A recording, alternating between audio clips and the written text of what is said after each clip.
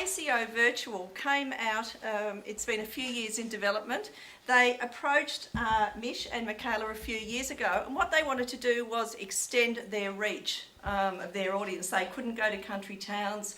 They only went to Perth every 4 years. So, like many documentary makers, you're always looking at ways of broadening both your platform and your audience. So, I'd just like to introduce them both. They're both partners in Mod Productions. Mish Sparks here is the co-founder with Michela.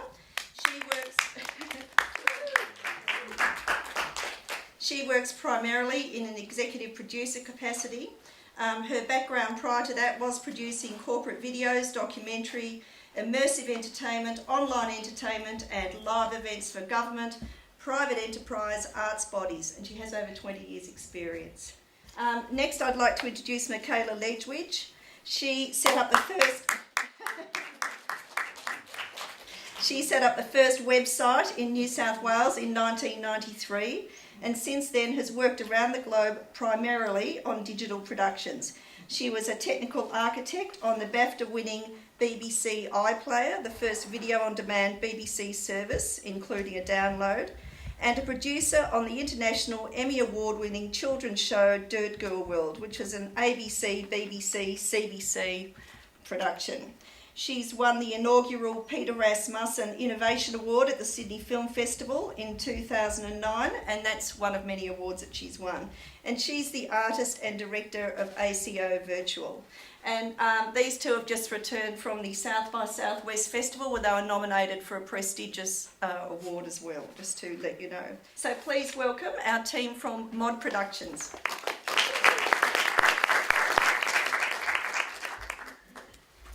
Thanks, Ruth. You're welcome. I'll just get out of the way while Michela does the show and tell, and then we'll both get back up and have a chat with you all. So, sit down here. Hi everyone. We'll keep it fairly interactive, so if there's something you've got a burning question, you can either hold it to the end or call out. Not that formal here today. How many of you have actually seen ACO Virtual? Okay, cool. All right. So hopefully you won't be. Anyway, great. Okay. And how many of you have worked with, if you like, interactive production at all, either as part of one of your own projects? Okay. Great. How many of you play games? Okay. All right. Cool. Thanks for that. What were those stats? Sorry? What were those stats? The stats? There was about 6 game players and about 3 viewers of ACO Virtual.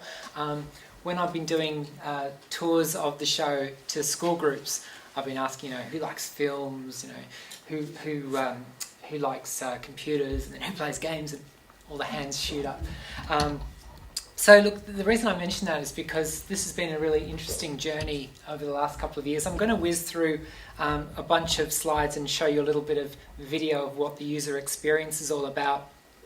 But when Ruth invited us to come and speak to you all, which we're really, really pleased to do, thanks for that, Ruth, and this idea of calling it the immersive documentary, I really want to draw out through this talk. I'm just going to adjust my laptop so that the infrared can communicate. I really want to draw out some of the origins of where this project came from, and in terms of what we mean by immersive entertainment or immersive storytelling. There's 2 real key aspects to that. One is this notion of interactivity, and one of these notions of remixability. So as you'll see, those 2 themes are really core to this work. So I'm going to just give you a really quick tour of how Mish and I ended up producing ACO Virtual and take you through the history of the project. It was about a year's work over a 3-year period. So the history of the project from the perspective of how do you get this kind of show up, how do you fund it, how we had developed the confidence to attract the funding and invest so much time into this, how that all came about, and where the key innovation came from. At each stage of the project, we were really having to invent certain components, but key to this was this idea of performance capture on a pretty grand scale, capturing the performances of 13 orchestral players at the same time. So fundamental to the whole approach of developing an interactive show is this notion of experience design. So I was asking the question about game playing, asking the question about interactive production, because if you're not from the world of interactive production, it might not might not be the most obvious thing, that it's not necessarily the script that matters in this kind of project. It's the experience. How do we actually convey, how do we get across this experience in a real life, real-time setting? So it doesn't matter how good it sounds on the page. The component of this project that we had to really engage with very carefully was, is it actually engaging? Is it actually compelling people? So a lot of watching audiences, and even once it's released, we spent a lot of time studying our crowd. So a couple of key insights have come out of that as well, which hopefully can benefit the productions that you're thinking of. But ultimately, the reason for being here is to say that this kind of production going forward is relevant to what you do, whether you're thinking about large production, small production. There are all kinds of opportunities, especially in Australia, where we tend to be quite conservative in our approach. So there is a real opportunity to try things. So just in terms of where this has come from, so Mish and I have been collaborating together for the last 15 years on and off. This is our second time working together. And a lot of the ideas that have fed into ACO Virtual have come from 2 decades worth of web production, online interactive production. So starting at the University of Sydney back in the early 90s, when it was, in a way, the story of my career is that I've spent 20 years trying to explain what I do to people who really don't have much of a clue what I'm talking about. So back in 93, it was telling your friends at the bar what the web was and why it was really cool and why it was potentially going to transform all of these aspects. Then I got this job at the National Library, and I was with 2 librarians. We were the web team, and I spent 3 years trying to convince librarians that the web was actually important to their work. They're kind of part of the stalwarts of the Australian interactive infrastructure these days. But Mod Productions is actually my 4th business, and in a way you could say that from an artistic perspective, I've been exploring this notion of storytelling in interactive space for those 20 years. The particular format and form that we've got with ACO Virtual is very much inspired from a company that was formed in the mid-2000s called Mod Films, which was funded with the idea of developing a live-action approach to remix culture where every aspect of the production would be remixable by the audience. So legally, technically, creatively, providing developers with application programming interfaces, providing people who can't afford to shoot their own material access to those amazing the wealth of rushes from productions. And to be honest, Mod Films was too early. We had a lot of difficulties in establishing a model, but a lot of the processes and indeed some of the technology from those days has flowed into Mod Productions and indeed into this particular show. So I'll be pointing that out as we go. So out of Mod Films, which went for 5 years, 2 businesses have emerged. One was called Rack and Pin, and one was called Mod Productions. The idea of Rack and Pin was quite simply, it's a media cloud for your productions. So in the same way as you might pay Google $50 a year to have a professional Google Apps facility, or you might buy a subscription from Amazon for online resources, we created an online platform for managing your media production. It proved very difficult to sell, but it's been the basis of how we produce our productions for the last, where are we now? 10 years. And we've made that available to other productions as a subscription service, but the bulk of the audience has been internal. It's been our platform for how we develop. So the idea that from the very first moments of your production, we have this online platform for managing it. And where this has come to fruition with ACO Virtual is that we now have 2 of these ACO Virtual shows on the road at any one time, and they're still managed by this online platform, Rack and Pin. So the relationships between how we work with technology, how we think of ourselves as artists, how we work with the artistic community is quite lots of different relationships. In some senses, we've worked as providers of technology, creators of software, and in other cases, we've been developing content to work in this space. But key to this idea has been this notion of remixability. How can you rework resources? How can you make aspects of the experience available to the audience for repurposing, for reversioning? And part of the concept here is about the myths and the storytelling context that we all know so well. So just taking a very commercial example, we're all familiar with how story franchises, story worlds get repurposed over the years. Where we've had some interesting insights has been from not necessarily the most commercial forms of remixing. So my first deal to write a film actually came from the creators of a technology for Choose Your Own Adventure cartoon series back in the late 90s. And they had a series, The Multipath Adventures of Superman. Anyone heard of that before? Anyone seen? Yeah? Okay, so 1 out of the room. So that gives you an idea of how commercially successful it was. and ultimately, when you think about it, the proposition for an entertainment title of in this particular user experience, every 5 minutes, the formula they tried to create, they thought they were going to take over Hollywood with this notion. There was a group that started here in Sydney called Brilliant Digital Entertainment, and they came out of Sega Australia's research division. And the formula that they floated the company on the NASDAQ, so the US Stock Exchange, and the whole concept was literally taking the Choose Your Own Adventure books and creating a digital real-time 3D experience that every 5 minutes or so the audience would have to make a choice. So in this still, you had the action slowed down and Superman has a choice, save Lois or save the janitor. It wasn't rocket science, it wasn't that complicated a concept, and ultimately it wasn't that entertaining. But it was a very exciting time to be around this particular company because they had a lot of money from Hollywood studios who were taking a punt on the business. There were lots of very experienced artisans and craftspeople from the film industry and TV industry working on this. And as writers, it was fantastic. So I was commissioned, I sold a interactive sci-fi screenplay, a treatment to this company, and spent a glorious 18 months writing my first interactive film. And back in 1997, it was an absolute gift.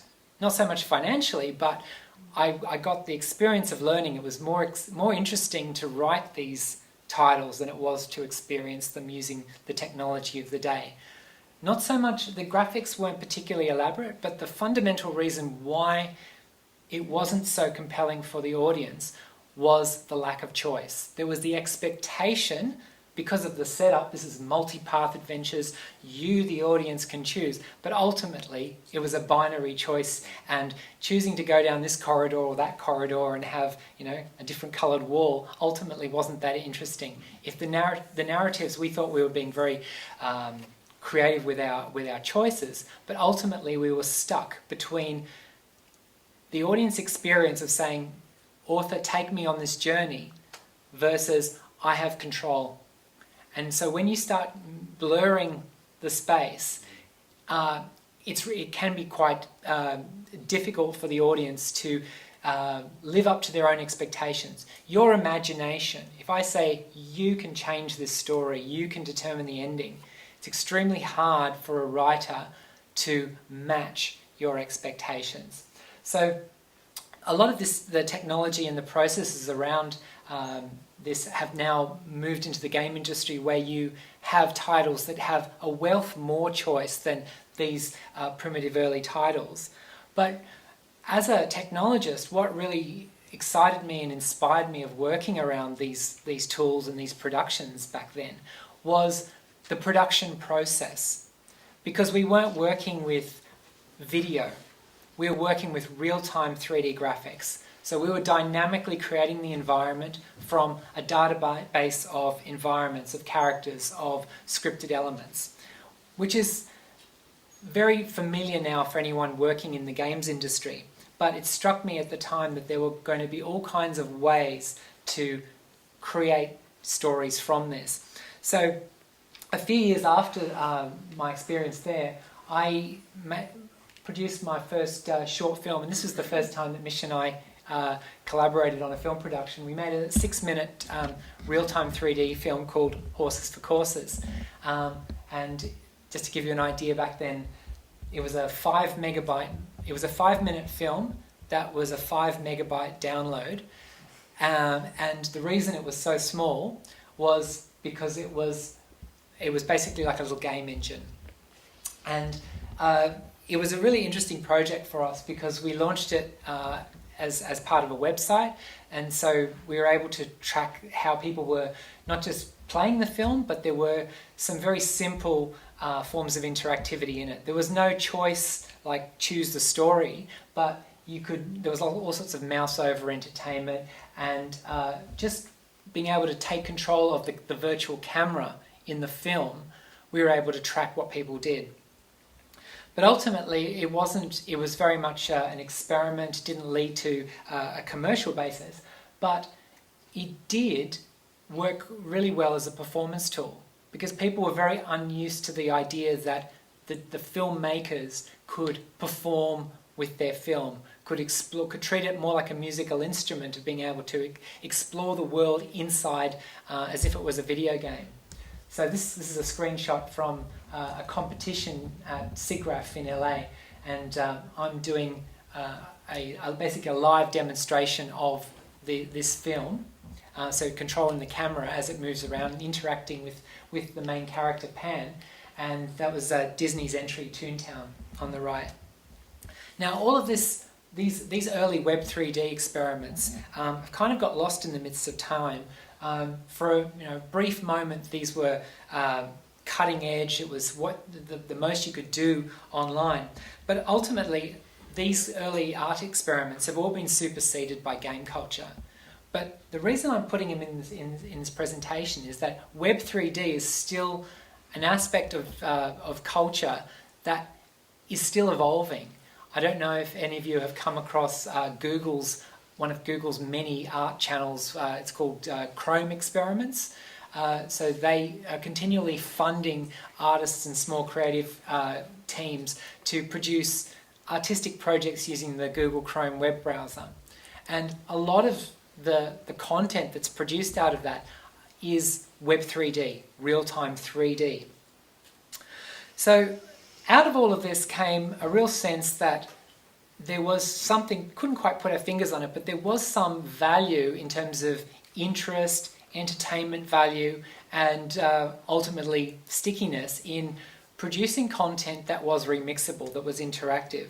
And as I said, there was not much of a commercial outcome of this, but there was lots of opportunities to perform with this material. So this is a shot of doing live mixes of the film at clubs in London.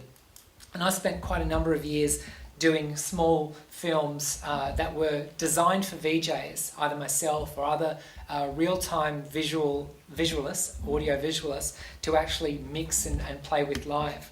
And interestingly enough, the distribution model at the time was that you wouldn't sell these titles to a film distributor, you'd sell them to the software companies that made VJ tools, because they were always looking for content, sample content that could be bundled with their tools. So this particular film, which was made in a morning cruising around a skate park in inner city London, ended up being distributed for 5 years by a Belgian VJ software company. So by 2005, having done all of these little interactive experiments and exploring this idea of remixability, decided to go back to the roots of this sci-fi project that I'd originally sold to Brilliant Digital, and put forward the notion of doing a long-form remixable science fiction drama with the idea that every aspect of the production would be legally and technically remixable. Now, without spending any more time talking about this project, there's some information online still. Ultimately, we weren't successful in getting to the end of that project, and it's still, in a way, ongoing. But surprisingly, the reason that we weren't successful wasn't so much from a creative or a technical perspective, but we had a big issue around being the first production anywhere in the world that was using professional union cast and crew in conjunction with Creative Commons licenses. How many of you are aware of the Creative Commons licenses? Okay, cool, so about 40%. So again, another day, another talk, but the licensing around this project caused sort of more of a stir than the actual content. So just jumping ahead, so we kind of refocused after Sanctuary onto more of a service model, teaming up with other producers, and Erika World was a great opportunity for us to apply some of the more back-end processes that have been developed. And Erika World on the surface was a fairly mainstream children's TV animated series. But behind the scenes, there was a lot of interactive components designed for preschoolers, games, online games that were tied in with each episode.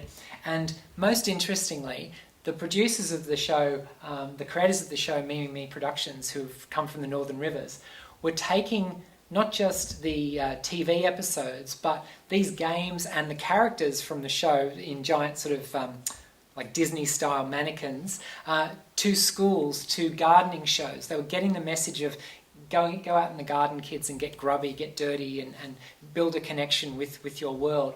And that kind of live event component, really about the sort of mid to late noughties, we started to see more and more opportunities to apply some of these interactive ideas to the real world.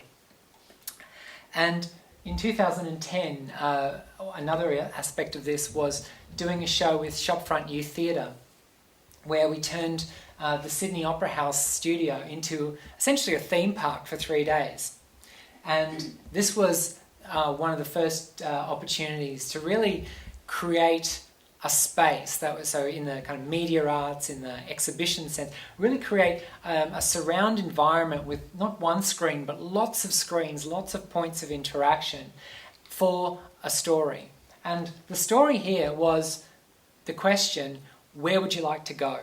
And it was as simple as that, because Detours and Destinations, which was funded by the Department of Juvenile Justice, was funded to do 3 months worth of art and drama classes with seven schools around New South Wales of mainly disenfranchised kids at risk. Kids at risk. So there were lots of kids who'd very recent arrivals in Australia, whether they were from the boats, from the planes, whatever way you come to Australia. There was a lot of people who come from war zones. And this project was all about engaging this youth group with a very easy topic, but which would allow them to develop media practice.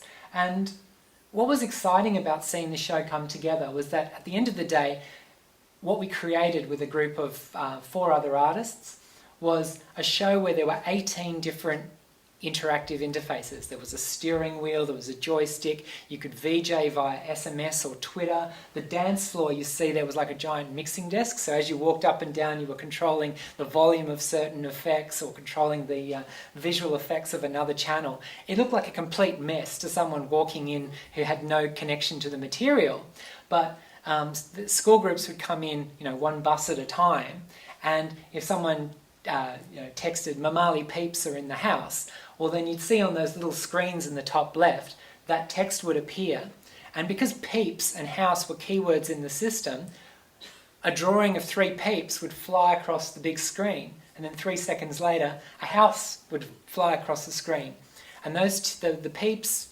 image and the house image were media drawings that were created by those students in their art class a few weeks before. So very quickly, it was quite weird collaborating with the Sydney Opera House at the time, because you had this incredibly bureaucratic approach. I've never sat around a table with 20 people for a meeting, a creative meeting, about this, but there was a lot of resistance to some of the concepts in the show. But it was really great to see how quickly the young people from these schools kind of got what it was all about, because at the end of the day it was all their content.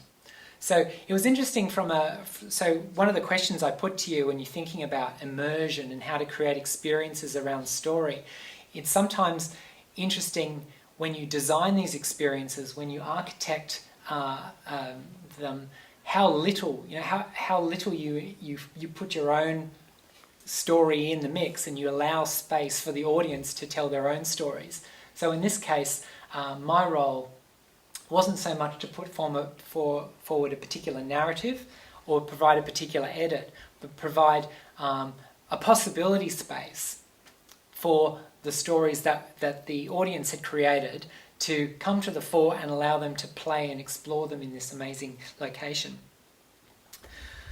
So about the same time as Detours came out, we met the Australian Chamber Orchestra, and as Ruth said, the Australian Chamber Orchestra was all about expanding their reach, and they'd seen a number of media installations the previous years where they might have 30 speakers set up in a space, and you could hear the sound of each musician coming from a different speaker. So they were very interested in the idea, what could they do in the media art space, what could they do as some kind of travelling installation that could potentially capture the essence. And so this timeline is just to show you that it was actually a really long process from the first meeting all the way through to the launch of the show. And when I say Kit 1 and Kit 2, the whole ACO Virtual experience that you'll be seeing some documentation of as we go, all packs up and fits into a van. And as of as of March this year, we've got 2 of these vans that can be on the road setting up in different parts of Australia at any one time. So this is the Australian Chamber Orchestra and one of their marketing shots. This is typically how you sell the notion of coming and seeing a world-class orchestra. But how many of you have been to a classical music concert? Okay, most of you, right. So, you're not guaranteed to be that close to the musicians. And very quickly in the engagement, we realised that actually could be the key to the whole show. This is a still I took from my very first week with the ACO, just plonking myself on the ground while they rehearsed, going, this is brilliant. I'm getting paid to sit here and listen to this amazing group of musicians, and really not just study their performance, but these instruments are incredibly rare. So Richard Tognetti in the foreground, his instrument is regarded as one of the 5 finest violins still played today, the Commodus. It was made from the same tree as an instrument that was played by Paganini hundreds of years earlier. So a lot of the instruments they play are stories in their own right. So the question occurred, how do we give the audience the sense of being surrounded, being immersed in this experience, and what would we need to put into practice to make this come out? And a decision was made up front that that's what we were going to focus on, and if we did nothing else but allow the audience to get up and close and personal with these performers, that in itself would be fantastic. So as a result of 3 years' work, this is the aesthetic that we finally came up with, and this is a shot from the first venue. So basically, when you have these projections on all sides, and you can walk up to a life-size image of these musicians as they play through a complete concert. So that was very much the first impression that you would get of walking into the space. So why did the ACO look to invest in us and in the production? Well, for 2 main reasons. One was, as they said quite bluntly in our first meeting, their audience is dying. their subscriber base is quite old, and they wanted to provide a new pathways for younger audiences. It's not the best quality image, but I love this shot because this young girl, this is in Swan Hill in Victoria, and she walked into the space, walked up to the controller stand, because if I haven't mentioned already, this isn't just passive video, we've actually got the ability, which I'll explain more as I go on, of you being able to interact and remix the show live, as if you were a VJ. Hence a bit of my earlier background talking about performing in clubs and the like. Part of this exploration is how do you take the kind of professional gear that a DJ or VJ might have access to for doing a live remix and give it to the punters. That's what we've got live in Bathurst at the moment. That's where the show is. So this girl walks into the space, she goes up to the music stand in the middle of the room and she starts selecting all the women in the orchestra. Now, we didn't design the show for gender balance, but a member of the public, I think she's about 7, walks in and she can immediately select all the women and all the other musicians, their audio and picture fades to silhouettes. So very simple concept that was built into the interactive design. The idea that you could, as an audience member, spotlight the musicians you were interested in. So, jumping back again. So that was end of last year, but going back to the earliest engagement with them, this idea of let's get the orchestra recorded in such a way that you can walk into a space and have them surrounded by you. The original pitch was for touring ACO Virtual inside an inflatable dome cinema. Have any of you been inside those inflatable dome cinemas? Not inflatable. Yeah, they're it's amazing tech. It's they're inflatable. They fold up into the boot of your car, and the smaller ones can run off one projector. They don't do a complete 360 coverage, but they do probably about 330 degree coverage using a mirror. The projector reflects off a mirror. So the concept was partly inspired by what Radiohead, the band, had been doing in the few years beforehand. They kind of got jack of the commercial touring outfits around the world. They bought a circus tent and were touring the countryside in the UK and going to places completely within their own means and having a lot of success. So the idea was, well, could we take the Australian Chamber Orchestra to Glastonbury, say, in an inflatable dome cinema, so you could walk into a space and it was a complete pop-up, if you like. And that was the original starting point for the exploration. We discovered in the processes of doing a pilot that the acoustics inside an inflatable dome cinema are actually quite bad. You've got the pump to deal with that's keeping the whole thing inflated, but also just the way sound travels and bounces around, it muddied the sound quite a lot. And because the ACO, as most classical outfits do, pride themselves on their high fidelity recording, we decided to park the inflatable aspect of the project. But with some support from the Australia Council, we got the funding to do a complete pilot. And this is where I have to emphasise, for any of you who are thinking about doing interactive, immersive type experiences, always good to adopt the principles from the interactive sector, where we test often, we test early, we're sticklers for iterative development, get something up and running as quickly as possible, and then you might spend years refining it, but it's so important to actually test these assumptions. So what we did with the ACO Virtual pilot is we took 4 musicians and we went through the entire concept. And this was actually this is part of the pitch actually. So I just took a shot of Cockatoo Island in the rain and some images off their website. The idea that if we're going to give the audience the ability to select these musicians, if they're not selected, I wanted to fade it back to a silhouette.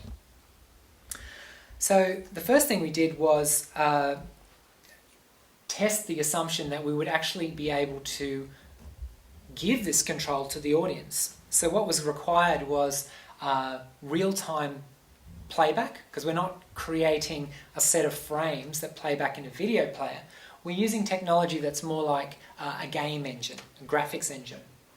So this is a still from a very crude, especially post-production, done by myself, but very crude treatment of the video that was captured in a one-day shoot, playing 2 pieces. And what we did in designing the shoot was look at how is the orchestra going to be captured in such a way that we can separate the audio and visuals for each person. I naively thought going into this, when I did the pitch, that it would be more like recording a pop album, or in a studio sense, we'd take each muso into the booth and they'd play their part against a click track, and we wouldn't have to have that much gear. But that's not the way orchestras work. And so much of this project, and I think why it's so relevant to yourselves, in that even though this was never framed as a documentary, what we've ended up with as a framework lends itself to documentary, and we've actually captured a very interesting document of putting the spotlight on individual members of an ensemble to a degree they're not used to having. One of the first concerns that was raised by the orchestra management was, they may not all be such good players, like they're used to playing together and the overall sound is brilliant, but if we've given the orchestra audience the ability to just hone in on this third violin player, they may not be that good in comparison to this person. So it was quite an intimidating prospect for the players.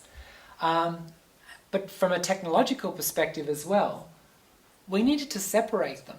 And I had this idea that we could design some kind of cone of silence type thing, that would descend, that sort of allow them to see each other but still be relatively separated.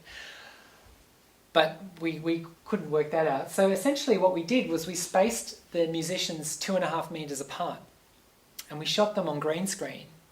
And that was what the pilot looked like. So we had a stereo camera rig. So that's actually a left and right eye camera. We captured 4 musicians playing 2 pieces at Trackdown, actually, next door. And that process allowed us to have sufficient material to then test the interactive side of the project. So this is a still from the material being composited real-time using a real-time game engine called Unity. This is the if you like, the plate or the format for projecting inside a planetarium. So if you ever go to those science shows, for example, in a planetarium, the actual master. Has anyone produced any large format planetarium footage? So full dome. This was how, if we wanted to convert our material for full dome presentation, this is what it would look like. And we also tested with a half dome. So this was at the iCinema Centre at UNSW. They have a giant research facility for interactive cinema research, and they have 2 screening facilities. One is this, they call it the iDome. It's about so high and about wide, and you stand in front of it and you're getting essentially a half dome hemisphere. So for that, and then this shot here, that's what the master plate would look like for an inflatable dome. So we did rent an inflatable dome and did our acoustic tests in that, and that's how the footage would present for that. And then this is a shot of using, at iCinema, they have this giant cylindrical projection system called AVI. Has anyone seen any shows there? There was one at the Sydney Film Festival, I think 3 years ago. And they have shows there semi-regularly. But again, huge opportunities for filmmakers to connect with these research facilities, because they're always, they don't necessarily have a lot of content for these spaces. We formed a collaboration with them to allow us to focus our very small budget on creating all these different permutations of our recordings rather than worrying about the cost of projectors. I mean, this is a $5 million research facility. So it was a very useful collaboration because we got to experience and test a whole bunch of assertions, some of which we then followed through on and others that we didn't. So for example, because we shot everything in stereo 3D, I got quite literal at one point, and the orchestra, the musicians are playing Vivaldi's Winter Movement from the Four Seasons, and I had 3D snow in the foreground. Didn't work particularly well. But we had another idea in the concept was this augmented reality notion, that to give the audience an insight into the story of each musician, the story of their instrument, and indeed be able to look up and find out about the piece that they were hearing. The idea was that as you're standing in the middle of these players, wouldn't it be cool if you could pull out your phone and get augmented reality information on each player? So again, we needed a quick, cheap and cheerful way of prototyping this, so we used the Dutch AR platform Layer to do some cheap and cheerful prototypes. And so all of this, here's some screenshots of what the content looked like as you moved your mobile around in the space. So all of this went into the mix, and ultimately the big question that the orchestra had was, at this point, is it amazing? Are people really excited about these notions? And so they were inviting in their stakeholders and their sponsors and various people. And that if that audience, if that sort of exclusive but important audience hadn't been excited about the concept, that's where the story would end. But fortunately, people were excited by the ideas. And we, after, I think it was 7 months, was it 7 months later? We got invited to proceed on the basis of new funds being available to take what we'd learnt for shooting 4 musicians and shoot the entire orchestra, 13 musicians. Whoa. So all of a sudden, all these calculations that we had for spreading people 2.5 meters apart and, shooting, having a relatively manageable space, all of a sudden we were going an order of magnitude wider. To give you some other context, this was shortly after Avatar had come out. So try going and renting 13 3D camera rigs. It wasn't possible at the time. We were getting, there was some severe logistic issues to sort out. Fortunately, I came to an event in this room, just like yourselves, and listened to a very interesting guy by the name of Paul Nicola, who just shot Australia's first stereo 3D documentary, Cane Toad's 3D The Conquest. Has anyone seen that? Oh, you've got to see it. It's hilarious. It's beautifully shot too. Okay, so Cane Toads, it's the sequel to the, was it the 90s? The first Cane Toads movie came out? I think it was late 80s. Late 80s, okay, yeah. So if you have, has everyone seen Cane Toads Natural History? Yeah. Okay, so the sequel to it, it's quite funny. I mean, a lot of films that make stereo 3D kind of a hook taken themselves quite seriously. This one's got all sorts of kind of schlock horror moments with cane toads. It's quite fun. But Paul had just been the cinematographer on this project, and I approached him to see if he was interested in collaborating and helping me and the team come up with this, solve this challenge we had, was how are we going to shoot 13, we've sold this orchestra on this notion that we're going to performance capture the whole orchestra, so we need 26 cameras or we need 13 3D cameras. It's all getting a bit much. Paul had some ideas, and this was the prototype that he first presented to me, and I didn't quite know what to think because I'm not that mathematically inclined, but basically demonstrated that underneath the hood of a lot of these systems, at the end of the day, what you're doing is you're capturing the perspective of the left eye from the right eye, working out the interocular distance or the interpupillary distance. And because our characters were essentially going to be human figures standing on green screen, we didn't need the width of an HD plate. We only needed, more like a portrait style image. So Paul's concept was, well, why don't we just capture the left eye and the right eye view on the same frame, and use them and make our own mirror rig. So, have any of you ever shot stereo with a classical mirror rig system before? So typically, if you're using a mirror rig to basically split the image into the left picture and the right ear, you still want to get the full 16:9, or you still want to get your full aspect ratio in shot.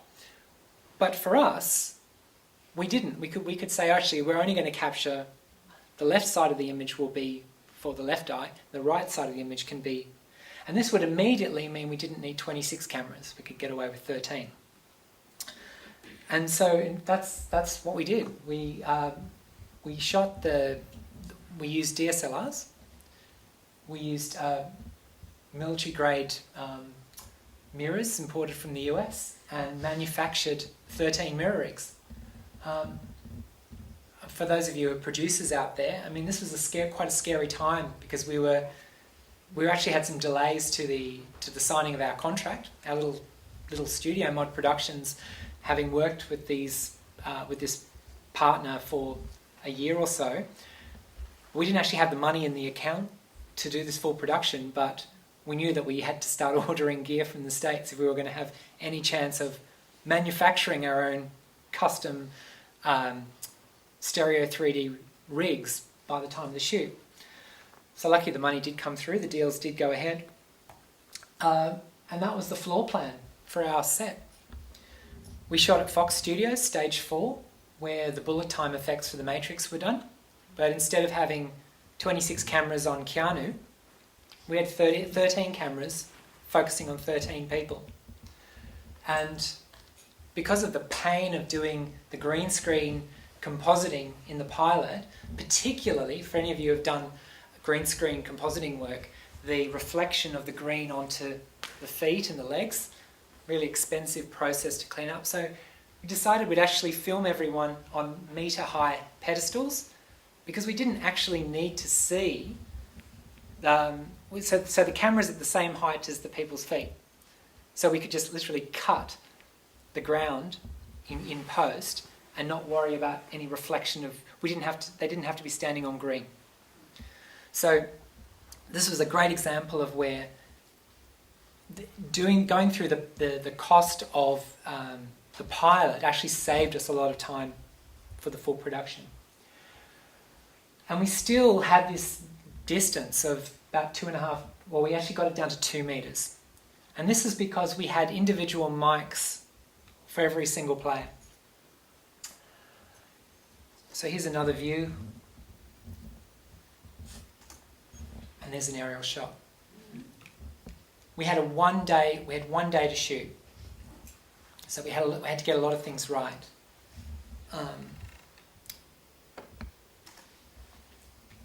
One of my big scary moments was realizing that even if we had 2 data wranglers on set, but with 13 cameras worth of data, by the time the data wranglers would actually spot any problems with the footage, we could have lost 20 minutes, half an hour, an hour. So because I didn't have to direct any script, or because my role on set was quite unusual for a director, I wasn't telling Richard Tognetti and his Merry Bunch how to play their instruments. I was focusing more on things like their eye lines and just basically keeping everyone as motivated as possible, so it didn't feel as though they were standing on a big green room. But it did mean for the three nights before the shoot, I was focusing on our data wrangling web applications for Rack and Pin. So I mentioned Rack and Pin earlier, our media cloud platform. Just after lunch, well before the data wranglers had a chance to eyeball the footage, our web system started reporting that Camera J was producing corrupt files, and we lost about 10 minutes as a result. But it was that level of we had web applications running through the footage. We had all this stuff on set to help manage the scale of the data, and that was because we were working under very tight constraints, we didn't have the luxury of an additional day's shoot. So all of this infrastructure was put up and put down. And so this is what the plates look like. So what you're actually seeing down the middle, what you're actually looking at there is the reflection of those two mirrors that I showed earlier. And the dailies and checking the footage was actually being done through our web application on set by the cinematographer. So it was quite an unusual pipeline. And from that process of capturing each musician separately, we produced these three looks. Now, I mentioned real-time engines quite a bit before. There's a lot of the technology that, well, I'm not going to spend much time at all today talking about technology, but because we used all of these real-time interactive engines, there's a lot of scope in post-production for being able to manipulate the images on the fly and even within the actual installation. When it came to creating the look, and these looks were all created in stereo, so the one on the far left, which is when you deselect a player, when you take them out of the spotlight, they're actually standing in a cone of light. So there's like a reflection within the light beam. Decided that we'd actually be very conservative in a way. That was all rendered for 3 months. We had our own render farm set up. So even though we could have done more real-time manipulation, we kept that part of the process fairly conservative. So here's just a taste of what it was like on set. So that's how we recorded. That's the performance capture. Now I'm going to jump to round up this presentation into what the user experience was of the installation, and then just break down the components for you quickly. Do you want to mention the sound issues that you had? Sure. Okay, so when Simon, that phrase, "this is against the laws of physics," Simon from Auckland would have to remind us of that quite regularly. That's because I'm sure you're all used to video editing and lining up your material. So as you can imagine, being professionals, we had a clapperboard, and we were going to sync all our rushes with this age-old technique of our clap. Except because we're in such an enormous space, when you look at the rushes, the clap across the mics from 13 musicians depends whereabouts in this space, because the room was so vast, the speed of sound was a factor. Is that why it looked like it was out of sync? They're talking. That was just the making of the conversion to PowerPoint. That could be just PowerPoint, yeah. or it could be. Yes. So. No, this was the sync of the actual musicians. So unlike our little making of video, where it hasn't had too much scrutiny in terms of that, and I think it was to do with more to playing in PowerPoint. Yeah. We absolutely had to have the sync right in the final result, otherwise the orchestra wouldn't allow this out as a reflection of their work. So there was one of the most complex parts of the process from a post-production perspective is pulling in these virtual recordings back into sync, so recreating sync. So the name of the show, ACO Virtual, is quite appropriate because they are virtual sound recordings. So this is how the user experience was at the end of the day. The editing of the material together was really only 2/3 of the way through the project. At that point, we then had to assemble the experience. And it was all about making it as accessible as possible. So key to that was this music stand. The idea was that there's a music stand or a podium in the centre of the space where you can conduct, you can mix the audience.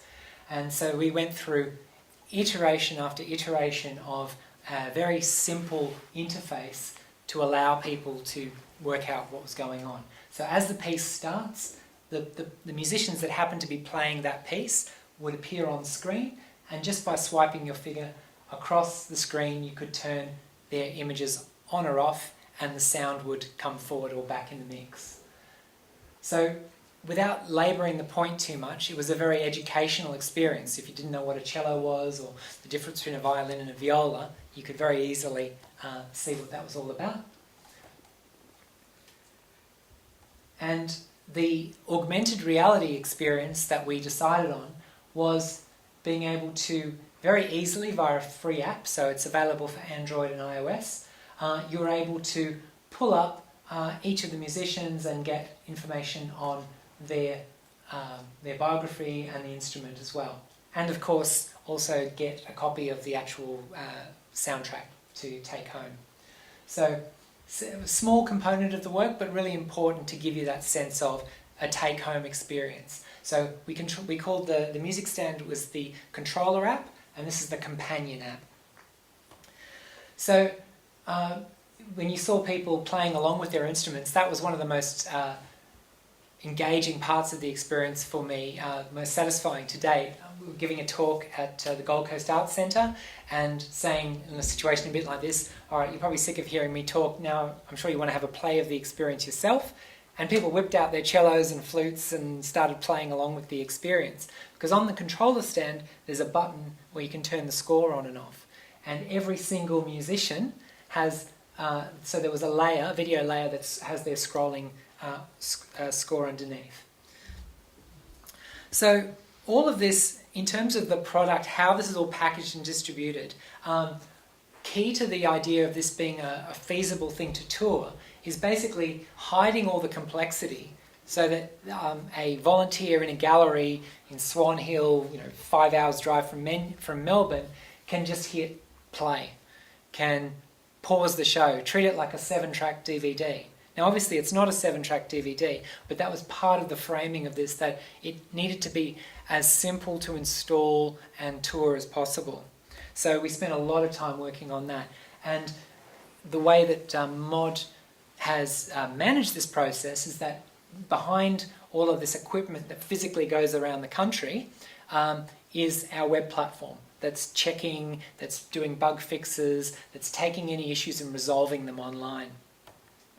And in the actual venue, we're making use of these really interesting real-time engine technologies so that if the venue decides they want to see the show in stereo as opposed to mono, so 2D versus 3D, it's simply a matter of restarting the show, double-clicking on a different button on a computer, and the whole show will start up in 3D mode. And that's because all of our rushes and all our different elements, like the video that's actually been rendered, is being composited in real time in different ways. So just to finish up, I wanted to give you a taste of, if you're pausing this show, you're all familiar with frames as filmmakers. Up the top there, that gives you an idea of what one instance in time is of this show. So we're not rendering frames, we've got a real-time engine that's producing a 13,000 pixel wide image in real time from up to 39 different videos. Okay, so this was a technical challenge. We worked with some very smart crew and with some real pioneers of the visual effects industry to make this work. But the whole show, all the sound and the visuals is coming off one PC. And while you might go and see Cirque du Soleil or some giant interactive video show where they might have a much bigger budget than we did and have lots more equipment, really fundamental to the way we worked, and sort of coming back to this notion of independent or channeling roots from more guerrilla filmmaking, was the idea that this could all fit into a van and go to regional Australia.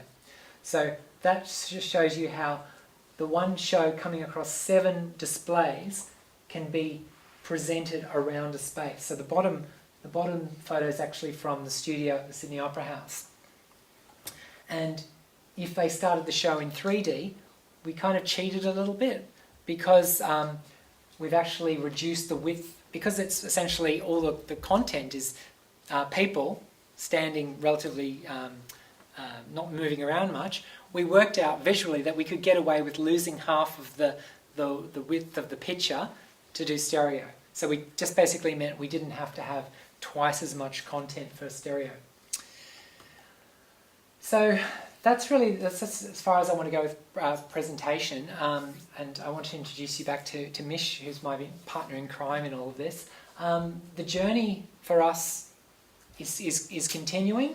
A lot of our focus is now on how are people interacting, how are people relating to this space, what kind of other content can be produced for this immersive surround notion, and also how can we take it to the home. So we've been working with the ACO on producing an iPad prototype that will allow you to subscribe to, say, the cello recordings or subscribe to the second violin parts. And so finding a realistic way of distributing all of this video content to the home. We've also been working with the Oculus Rift virtual reality helmet to give potential venues and indeed other producers a sense of what it's like to be surrounded by this show as it travels around Australia. That's one of our key challenges, is that there's 80 to 100 grand's worth of equipment now on the road for Kit 1 and then the same for Kit 2. Unless you've actually gone and experienced how quickly the whole system responds when you remix and how the immersive experience, it's hard to get it across. So using these new virtual reality technologies that are coming down in price, we're finding that while they're not necessarily the point of the end user experience, as a way of mocking up and simulating and prototyping, it's a really useful way of communicating. So we've done 7 shows already. We've had over 4,000 downloads of our app. And because everything is tracked through our platform, we know that over 55,000 touches of that controller stand have happened. And the key lessons in all of this is that our multi-skilled teams are key. We work with a relatively small group of people who are multi-talented across filmmaking, computer science, post-production, games. And we also learnt that if you're going to innovate in this space, it's best to not tackle too many things at once. So focusing on how on earth we were going to capture these performances, that was the be-all and end-all of the shoot. And it wasn't until we'd solved that problem that we were able to move on to other aspects. But it was only possible because this started with an interactive, immersive concept up front. Thanks for your time listening. Any questions? Any people bursting with stuff from the audience? I thought it was just absolutely fantastic. About 30 years ago, someone came to me to make an interactive film. I said I wouldn't have a clue how to go about it, and I put them onto someone, and they made it. It was for the Commonwealth Bank. I don't know if it was something you were involved with or not, but it was about how to, for their internal distribution within their company, and it was, they just did it. There were 4 endings, and they just shot the same sequence 4 times. And I finished up being the actor in it, so I had to do the same thing. And they said it didn't work very well, the whole thing, you know. But how would you do that today? That's the question. That didn't cost very much money to do, because actors cost fuck all. Well, yes. Practically. Thank you for the question. Yeah. How would you do it today? Well, a lot of it is being done today with actors in games. So a lot of the games that you see today are blurring the line between game and film. So you might be familiar with David Cage, Quantic Dream, those kind of studios. So, or even LA Noire by Rockstar. Hundreds of real live actors were performance captured, and stories are being played out there and remixed. In that instance, it was for the bank, so they'll probably want a very, live action sort of, look at these real people, they could be your next door neighbour kind of thing. Michela, did you want to chat a bit about remixable today? There's I'm not sure if anyone in academia has quantified it, but I refer to that kind of experience these days as customisable films, and you often see like agencies will produce live action short films that have different storylines. There's a really good example of one a friend of mine did recently in the UK. It's for first aid practice, and I can't for the life of me remember the name of it. It was called What Would You Do? What Would You Do? And basically it's like this, they've filmed different alternate endings. Yeah. It plays out in a web, so today what you do is you would do it all inside a web browser using streaming video, and you provide very simple forms of interactivity. And in this What You Do, you basically have the soundtrack and you follow I think 4 different characters as they have some accident, and it's like a multiple choice St John's Ambulance That's refresher exactly course. the sort of thing this was. Yeah, and this is excellent. We made everyone in our studio do this interactive movie the other day as health and safety. And the interactivity is simple. So, for example, where you're having to give people heart compressions to, stay alive, you have to press on your mouse, the right rhythm to keep the person alive. So, yeah, it was very effective. We do have a microphone now, so if any more questions? I do have one question, actually, sorry. Hi. Sorry? I'm Chris. We love welcome your any questions. Thank you. So it's just about the more of the syncing of the audio that you were talking about. How did you combat that issue being in such an environment, with the physics of sound, speed of sound?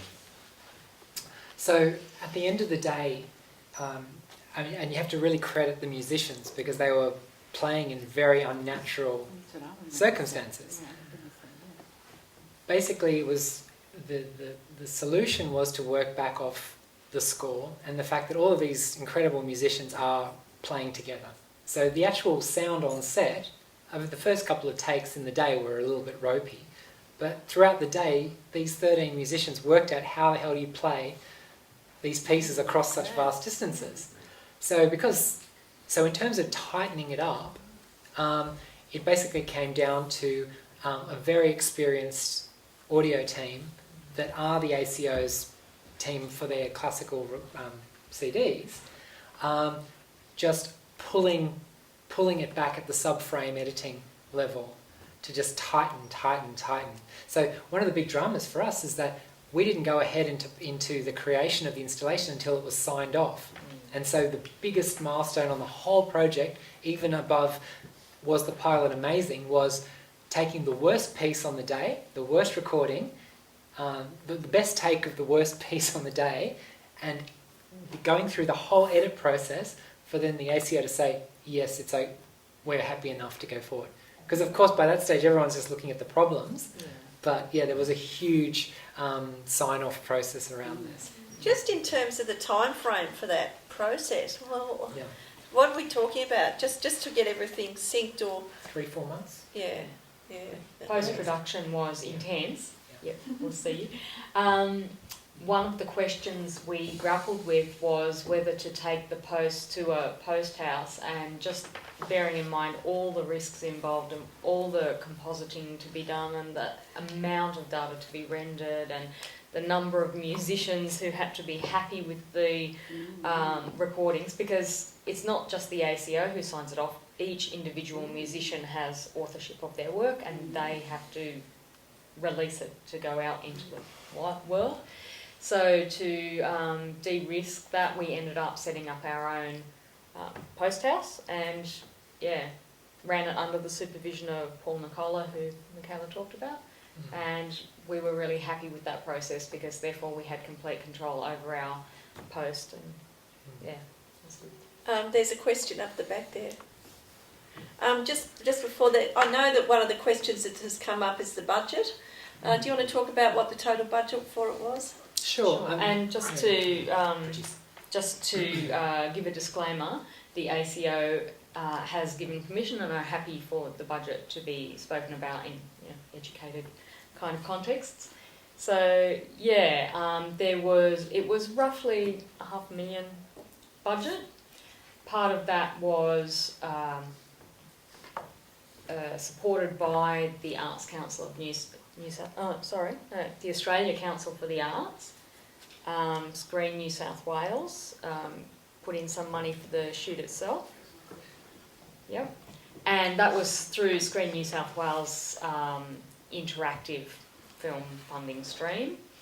There was a little bit of contention at the time from the ACO about, oh no, will film people hate us for taking their money? But it was like, no, this is cutting edge, new ways to do screen content. It's a great opportunity. But it wouldn't have probably been affordable for a lot of the components we'd started working on through those previous companies and the like. So there was a bit of sweat equity in it from Mod, and that's why it became a co-production rather than work for hire. So Mod owns the format, and the technology, and the ACO owned the recording. So it was very much a collaboration to make it work financially. And they also put in some money from their own philanthropic fund, from their own money, because they saw it as an investment in, you know, bringing their work to new audiences, remote areas, sharing their work with all Australians, etc., etc. And there was another financial contribution. The physical kit that tours around Australia, that was the kit we first built them and delivered them as, you know, here's the project. Twiggy Fortescue Metals, the mining magnate, he said, that's a great project, here's some money, build a second kit. So that's how Kit 2 came into being, you know, some philanthropic support, because it was seen as an interesting and good and useful project for everyone. Cool. So there's a question right up the back there. Well, that was my question, Oh. which you answered, but given that you've mentioned Twiggy, did you approach him? Did he approach you, or did you go via a philanthropic foundation? We didn't approach anyone. The ACO has, of course, its continual outreach to, you know, the community, the wider community, and people with lots of money. And I'm sure they had some kind of, you know, communications or, you know, outreach to people who would be in a position to support this project. But it was never, you know, positioned like, let's do this pitch to this person. We knew nothing about it until they told us, hey, someone's funding a second kit, can you put a second kit together for us? So, in a sense, it was a perfect collaboration because they don't know anything about interactive production or indeed media production, and they regularly raise funds for, you know, $15 million to acquire a double bass or a violin. So we provided materials for the fundraising in terms of this is what we're going to do, the money, but we were very fortunate in not having to be schlepping around and doing that. Obviously, being pioneers in this whole concept and the success of this, has you been approached by anybody else, or what's in the pipeline? Where would you like to take it? What do you do next? Yeah, that's a good question. So, because it is a big project, not by, you know, feature film budget standards, but, you know, certainly from interactive production in Australia, it's reasonably sized budget. We haven't got a pipeline of, you know, new shows of this scale underway. We went to South by Southwest a few weeks ago, nominated for the Music Prize, and we've got some really interesting leads coming out of that. Our focus is getting the framework used on another show that's outside of the classical music space. We're talking to theatre productions about using it as a virtual set framework. I'm particularly interested in the idea of a solo show where it's you know, one thespian in the real world with the environment on screen. And we're also talking to various music, you know, other music production types to get other styles of music in the mix. That said, we've got a challenge because, like, you know, as you said, where is it? Where can I see it? You know, so currently Kit 2 is packed up in a box and Kit 1 is in Bathurst. We need to get the show in circulation internationally so people can actually experience what it's like. So again, part of our energies at the moment, like with the Oculus Rift idea, is just trying to do whatever it takes to communicate the scale of what we created so it's easy for people to say, oh, actually, there's, you know, a lot of work here that we can just use for our existing content. So we're in a bit of a settling period at the moment because we have other productions. We've got a social game that's working on the moment. We're doing some script development of other things. So in terms of where this comes next, really not sure. Not sure what the next show is going to look like. So why not have it as an app so everyone can access it easily? Well, that's okay. Well, that's what we were touching on at the end of the presentation. There is a working prototype of an app that, you know, anyone can download onto an iPad. We're waiting for some funding to complete development of that, and that's where that is. We're really keen to see it even, for example, on a platform like Sony PlayStation or something like that, so people can have a more immersive experience in their own home. That's a little bit further down. Have you got it patented or? No, we haven't at the moment. No, the Mod Films company I mentioned was actually funded with an Invention Award, and I was part of the deal because it was through the UK's Nesta scheme, was that they would pay for mentors, and Gary, who was from Shell, and Philip Noyce, that you've probably heard of, were my mentors at the time. And from Gary I learnt about the patent system, and didn't see that much of Philip Noyce, but I'd certainly learnt a bit about story. The decision that was made at the time was to defensively publish. So a lot of the conceptual basis of what we've done, we've defensively published so nobody can patent, but we are looking at patenting a particular aspect of the technology platform. Coming back to your question above about the apps, in a sense producing an app is relatively straightforward. We already have a prototype that's just looking for, small completion funding to do that.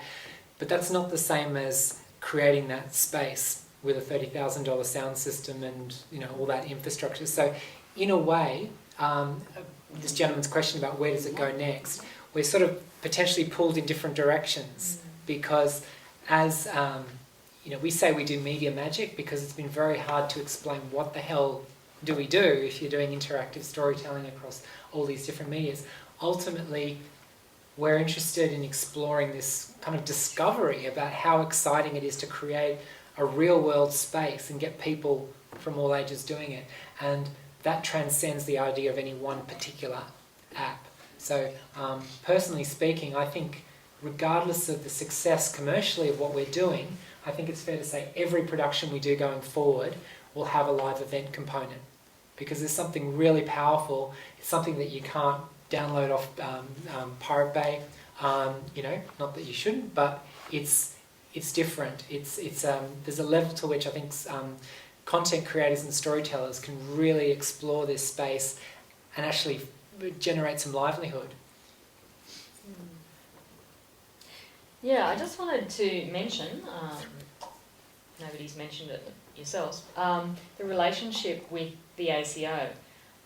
It's really fantastic when you can do a work that explores and looks at and, peels open some really interesting, talented people. The musicians themselves were really cool to work with, like completely unpretentious, just experts at what they do and down to earth. And the management were and are interested in doing exciting, different, risk-taking experimental things. So on one hand you've got, your heart in your mouth every moment about, will we capture the required footage in this one day of shooting that we have? Will these mirrors arrive from the US not broken and we'll get paid for them? All those things. On the shoot on the day we had, crew of about 60 people. So it was a, substantial kind of exercise. But to have, the ACO being, supportive of this kind of experimentation was great. Yeah.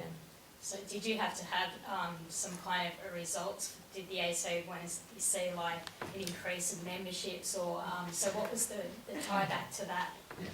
We had none of those parameters. The expectation that we had to fulfil, this was the brief. It had to be amazing.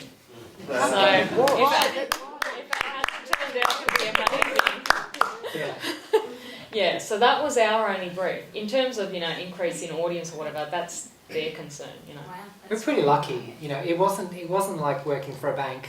And we've kind of done the corporate thing, we can talk about KPIs, and we built in a ridiculous number of metrics for our own understanding. But then every game creator worth their salt today does that as well, because they want to know what people are actually doing. But we've had quite a lot of global press, which I think they're happy with. Ultimately, what determines whether it keeps going is, are people booking it, and are the sponsors and supporters of the orchestra willing to keep putting some cash into this journey? And so far, touch wood, this journey's been going for us for 3 years. There's no, we're currently on a support arrangement in terms of we are responsible. If anything goes wrong at these venues, we get the phone call. Saying, it won't play on screen 3 or Exactly. whatever. At Swan Hill, I was dealing one weekend with this woman who didn't have a mobile. She didn't have her own mobile phone, and here she was responsible on her own for getting this 100 grand's worth of kit going again. And she did it, we got it working. But that's the level of our financial sort of issues at the moment with them. But we're all waiting quite expectantly for another round of recording. We've got some amazing lessons learned, and that's why, whether it's with drama productions, whether it's existing documentary footage, whether it's live feeds from around the world, there's so many ways that we can explore this. We just need to keep things moving. What lessons did you learn, and what would you do differently next time? Good question. I was thinking about this because I think Ruth is going to ask that. Listen to the quiet ones. Simon on set, we were very fortunate to work with really experts in their field, but just taking the time to listen to make things like the speed of sound. It was actually, when it was first brought up as an issue, it was kind of dismissed as, no, it's not. That sounds fantastical. But it became a big problem to solve. In terms of doing things differently, Mish and I have talked about this a lot.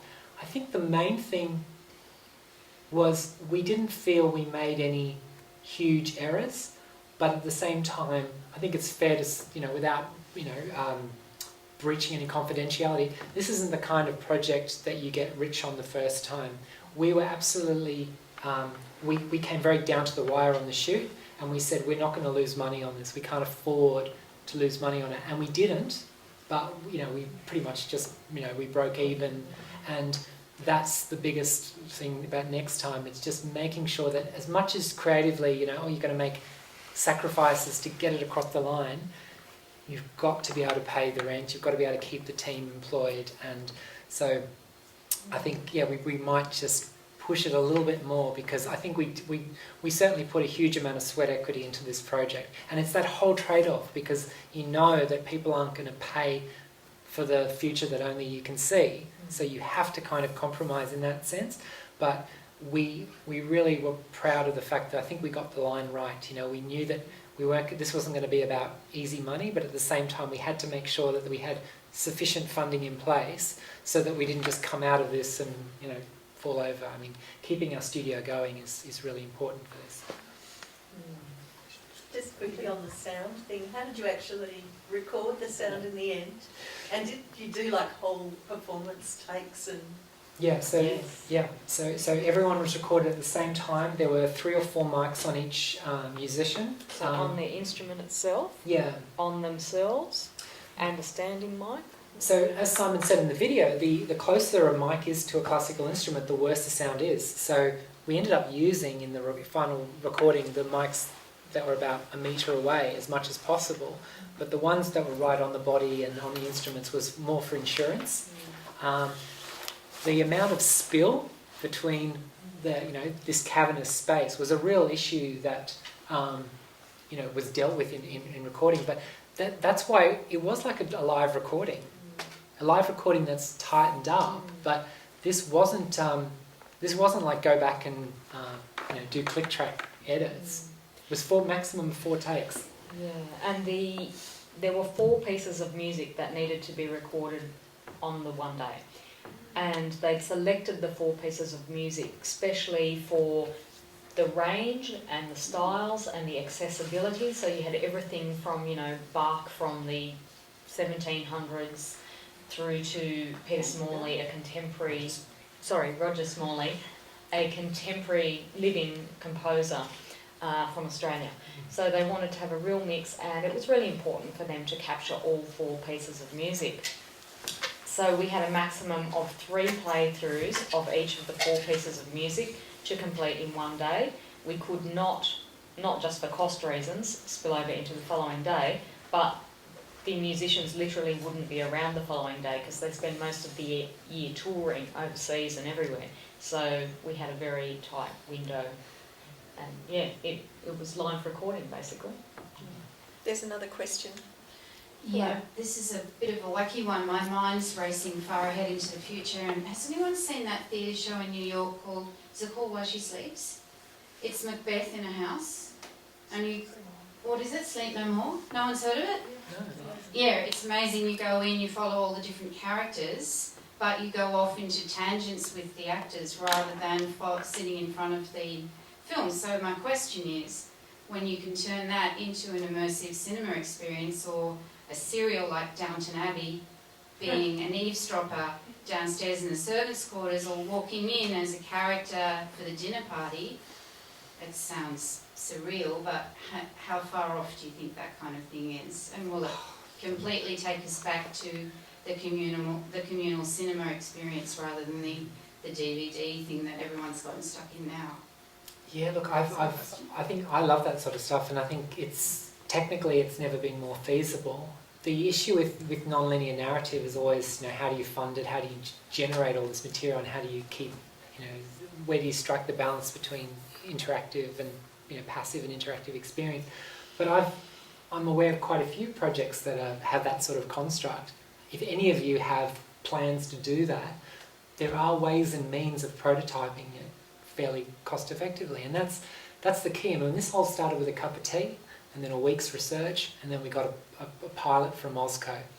Now, what you just described can be prototyped, can be piloted for, then it forces you to think about the constraints. There's great people in Australia, not people we work with, there's a lot of talent out there who can make that sort of show a reality. Whether it's engaging to the audience is the other thing. That's why I brought up the early experiments, is that quite often these projects are incredibly fulfilling to conceive, but at the end of the day, having that commercial focus on it's got to be work for the audience is just as important. So if you had something like that, getting it in the same way as like read-throughs for a play, coming up with your interactive concept, getting your pilot material, and then actually staging something cheap and cheerful to see if it works as an experience. I think it's feasible now. With all of your audience usage data that you've been collecting, have there been any real surprises or things that you weren't expecting with that? Or half the downloads came from the Middle East.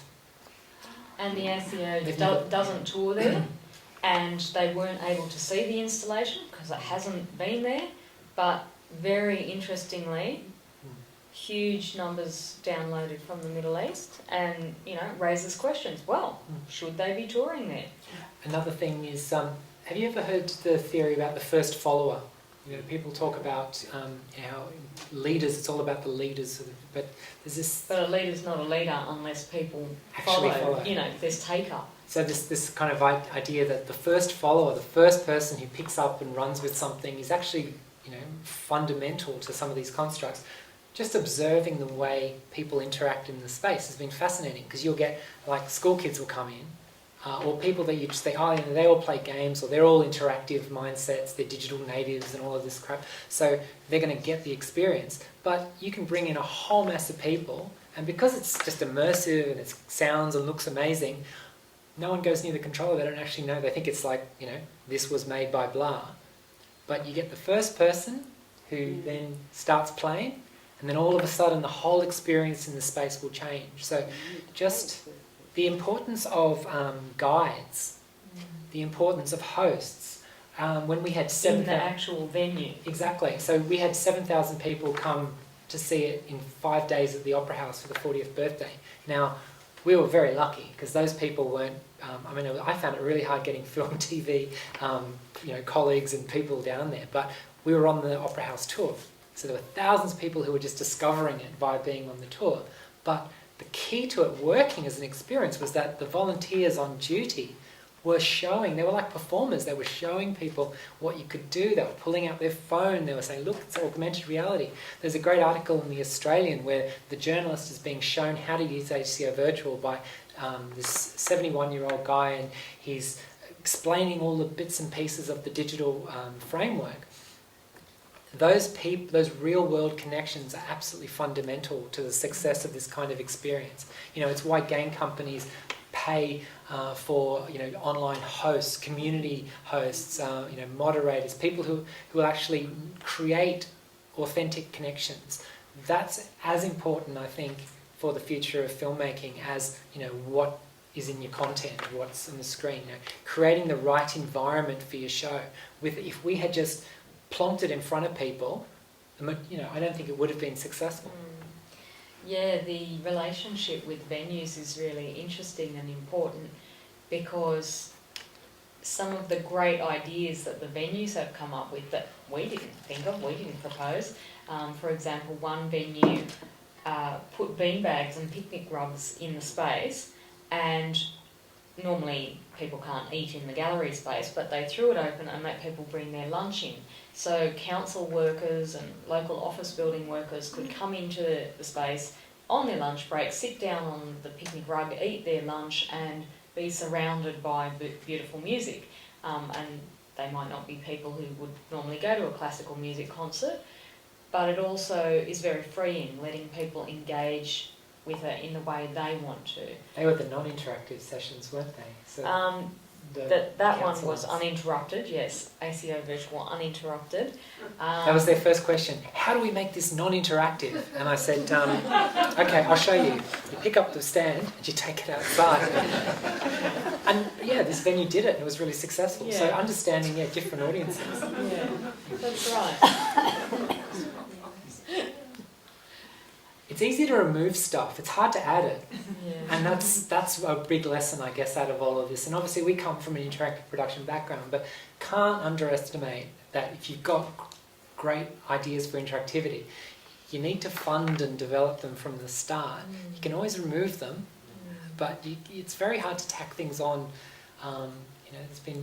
There was one thing that we learnt, and it was, you know, one of those things that you wouldn't know unless you gave it a go, which was iOS, or iPhones, versus Android. So in the world, there are way, way, way more Android smartphones than there are Apple or iOS devices. But when we released the companion app for both iOS and Android, practically no one downloaded it for Android, even though there's way more users of Android phones. Still today. It's hardly yeah, a use. like minuscule number of downloads compared to, you know, the bulk of them being on iOS, and we're not sure why. Well, one approach is that a lot of Androids. Well, I mean, even if you just talk about Australia, like a lot of Android phones in the wider world, the whole world, are used more in developing countries. But here in Australia, like Samsungs, whatever, it's not like you're, you know, in a remote area in a developing country and you wouldn't know about it.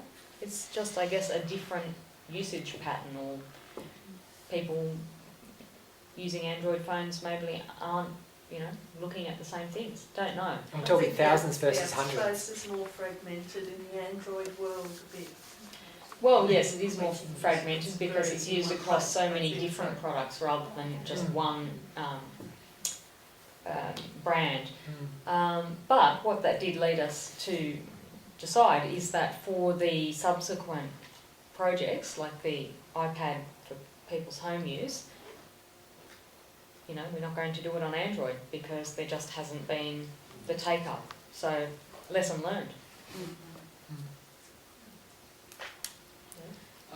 Just a question, it seems such a pity that you've spent, it seems to me like you've spent $500,000 making a film and it's only on 2 screens.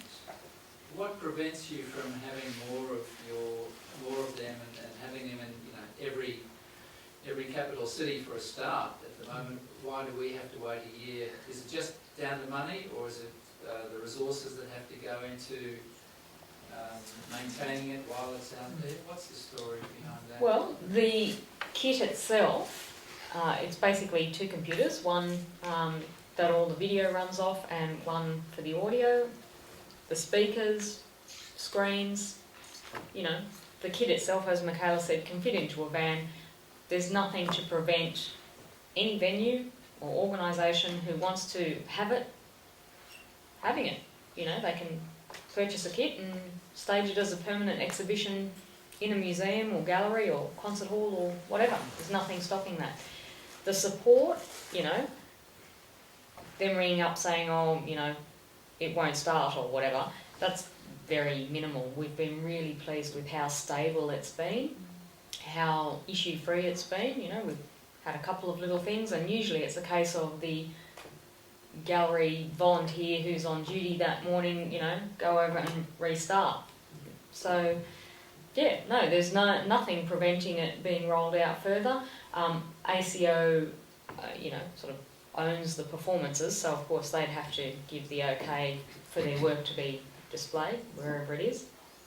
Presumably that's not a barrier. I think they'd be happy. Yeah, it's very early days. I mean, this is, you know, we'd love to see it in more places. Yeah, when was it launched? June.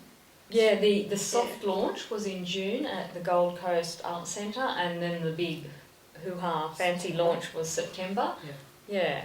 Do you charge for entrance? I just missed that bit. It's up to each individual venue, and to date I think only one venue has charged a cover charge. But yeah, it's totally up to the venues.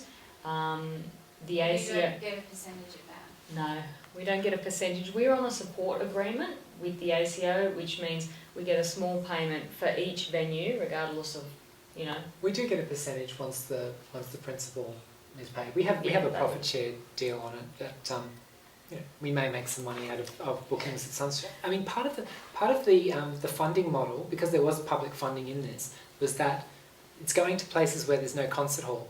So part of the funding is to help subsidise the distribution model.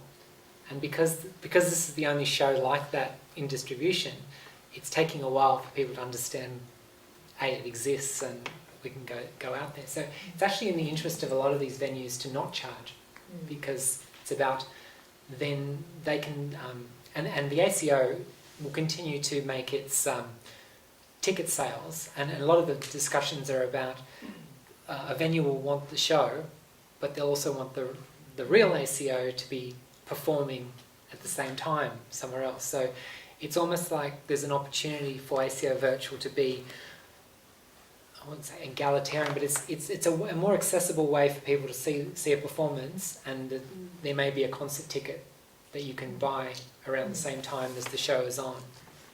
A lot of the venues we've spoken to put the emphasis on education, so they'll have ACO Virtual come, and you know, all the schools from the surrounding area will come and have, you know, lessons about music, and there's an education pack. It's like find the first cello, and you know, all that kind of really cool stuff. So they spend time, you know, breaking apart the music and the structure and the instruments and all that.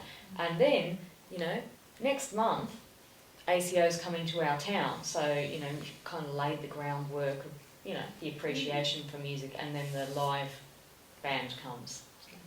It's sometimes tricky to see how this will fit into the traditional like film sales model, because unlike the work that you're creating and distributing, we've got people who've come to the show and then hung around for 4 times through the concert, because they just want to be in the space. One guy can bring the violin, so it's also got a really long life too, hasn't it? It's got a long life, and if they were pushing people out at the end of having seen the show through once, and then they're pushing everyone out to get the next group in, that's going to create a different vibe. I'm sure, I mean, obviously we'd love to work out some commercial models around this, but for this particular show, I think it's working as an ambient, free experience that people can kind of drift in and out and stay as long as they like an artwork.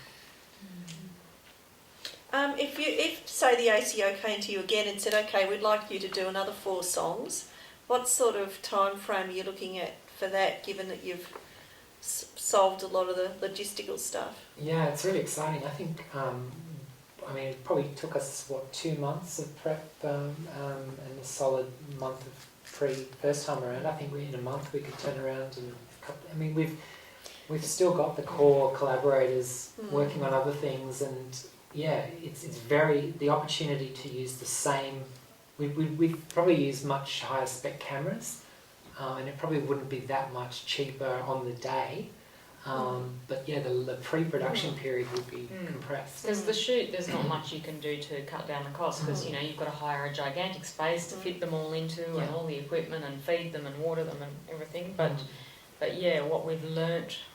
It's the pre, isn't it? The development. Yeah, definitely. Yeah. Did you know how long it was going to take to render everything? Can you speak? Did you know how long it was going to take to render everything before you got to that stage? Like it was something you had to build in beforehand? Yeah, absolutely. Did everyone hear that? So the question was, did we calculate how long the rendering would take? Absolutely. So that's where we played it a bit safe in terms of, to get the aesthetic we wanted, Paul Nicola was able to act as visual effects supervisor, and in terms of, I mean, we actually, like most big visual effects things, we ended up buying, I guess, a third of our computer hardware. We bought additional stuff because we were running out of time and throw more computers at it. But yes, no, we did have very much a calculation of how much it would take, and we were pretty much right. Yeah. But to give you an example, I mean, there's one, because we were shooting on DSLRs, and the maximum recording time was about 11 minutes. One of the pieces was 10 minutes. So we made a call, which was the right one, that there's no way we'd risk just recording the piece in one take, because we were manually starting 13 cameras, you're going, action, a minute, 60 seconds isn't enough space. So we decided to record the piece in 2 stages. And so with a great flourish, 6 minutes into the piece, the musicians stopped, cut, reset, and we start the next piece. The next half of the piece. Yeah. So I challenge all of you, when you go and see the show, to spot the join. Because that was the closest thing to Harry Potter. One guy spent 8 weeks working on that 5 seconds using motion blending software. So when you see Richard Tonetti go back in, these frames are all computer generated. Yeah? So just there were little things like that took a bit longer than we'd allocated from, because we didn't, that particular decision wasn't clear in pre. Yeah, and also we were limited as to what cameras we could get, because, the DSLRs we ended up using was what we could afford, because we needed so many of them, and it can only shoot for that time frame. So. Yeah. Creative constraints. So, 6 of one, half a dozen. Yeah, when you said render farms, I think, oh God. So how long was the rendering? About 3 months. 3 months. Yeah. I mean, we were lucky because we had such a good visual effects super looking after that side of things, that we didn't get any nasty surprises. And the communication was excellent, and that was across the team, not just with Paul. It was really part of the pre-work is really working out, who you can work with and having a shared language, and putting in the time up front to really make sure that you can communicate and that you'll have continuing communication and always know what's going on. Yeah, saves time and pain later. There's always pain. Yeah. So in terms of the kind of approach to it, a lot of it was sort of mutual problem solving, wasn't it, for the 3 years? Mm-hmm.